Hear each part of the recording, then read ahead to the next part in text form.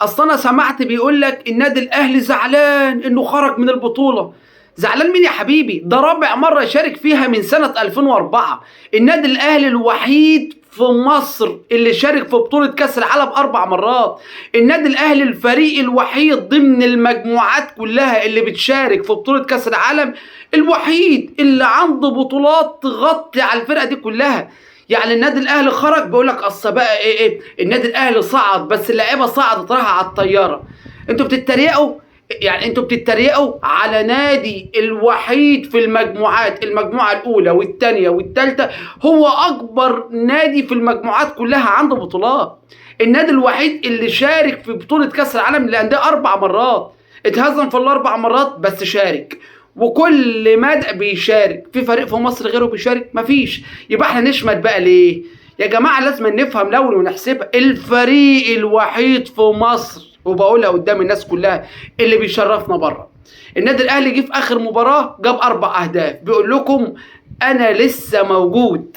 انا اي نعم خرجت من البطوله، بس لو كان انتر ميامي اتهزم كنت انا صعدت. طب ما صعدش مش مشكله.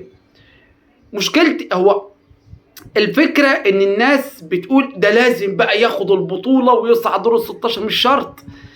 الشرط الاساسي والوحيد ان النادي يشارك في البطولة.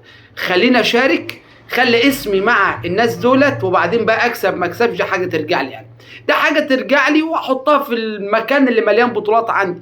تعرف الاهلي عنده كم بطولة افريقية؟ كم بطولة محلية؟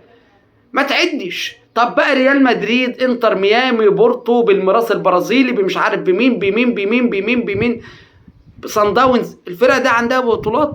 ده صن داونز ما عندوش الا 1 أو 2 افريقيا. الاهلي من كترهم ما تعدش، مش عارف كام بطوله. فانت بتتكلم في نادي عنده بطولات ما تتعدش.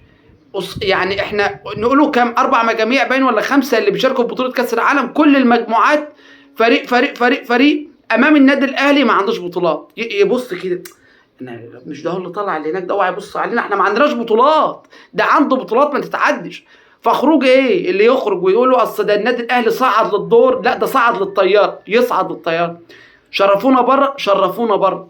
اتهزموا ما يتهزموا.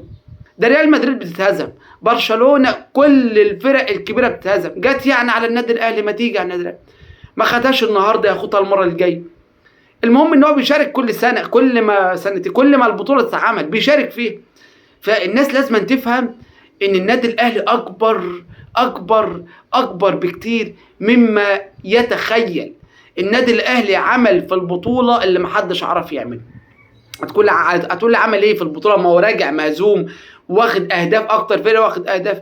لسه يا حبيبي، لسه يا حبيبي. النادي الاهلي اسمه هيتشطب كمان كام يوم. اللي هياخد اهداف اكتر بقى المواجهات القادمه. النادي الاهلي هيكون اقل فريق واخد اهداف. ده انت لسه الحبل معاك طويل. ده لسه فرقه هتقابل بعضها، وفرق كبيره هتتهزم بالاربعه و5. يعني النادي الاهلي مش هيبقى باين اساسا من الهزيمه الفادحه اللي هم هيواجهوا بعض وهيهزموا بعض بيها.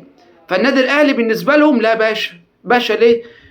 الوقت الحالي يسمح للنادي الاهلي انه يبقى باشا. ولازم نتكلم ونقول باشا باشا، لانه شرفنا بره، لانه شارك 4 مرات في بطولة كاس العالم. الفريق الوحيد اللي كل مدى بيشارك. ما سمعناش عن فريق تاني مصري يشارك.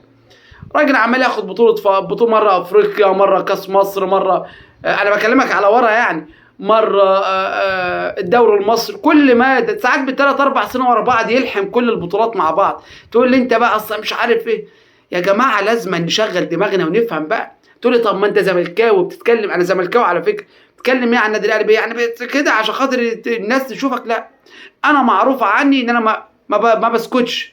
ولو مش عاجبني بقول لا مش عاجبني، وبطلع الاخطاء. حتى في الماتشات اللي الاهلي لعب فيها طلعت قلت سيئة، وماتشات مش كويسة، واداء سيء.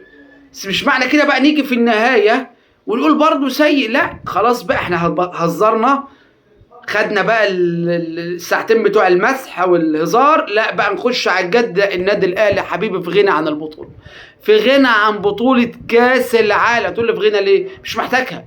ملايين بطولات هيحط ممكن ما يلاقيش مكان اساسا يحط في البطوله بتاعت كاس العالم. الكاس ده نفسه ما يلاقيش مكان للنادي الاهلي من كتر البطولات اللي عنده. ممكن 3 بطولات بس افريقيه على محليه تغني عن كاس العالم. مش عاوزين كاس العالم.